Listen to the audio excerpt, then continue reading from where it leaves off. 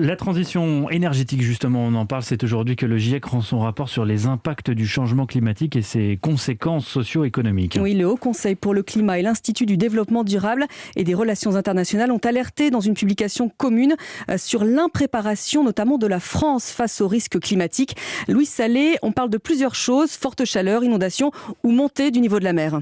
Oui, c'est parce que l'État n'oblige pas à adapter chaque construction aux événements extrêmes comme les canicules qui seront plus intenses. Selon le chercheur Vivian Despois, c'est ignoré même dans les aménagements les plus récents. Il y a une grande accélération ces dernières années des aides à la rénovation thermique, notamment des logements. Mais aujourd'hui, le critère du confort d'été, donc faire en sorte que ces logements soient rénovés de manière à moins consommer l'hiver, mais aussi à être confortables l'été sans avoir besoin d'installer la climatisation, par exemple, n'est pas du tout un critère systématiquement pris en compte dans ces rénovations-là. S'adapter, c'est également se préparer à intervenir en formant des pompiers au feu de forêt, par exemple. Mais là aussi, ça coince. Il y aurait au moins 30% de surface concernée par les feux de forêt en plus en France à l'horizon 2050. C'est plus de départements, mais c'est aussi des saisons des feux qui sont beaucoup plus longues. C'est pas forcément bien intégré aujourd'hui dans les moyens dont disposent les services de secours pour tenir dans la durée de saisons de plus en plus longues. S'adapter, c'est enfin prévoir des indemnisations. Sur le littoral français, la valeur des logements menacés par la montée des eaux s'élève à 8 milliards d'euros.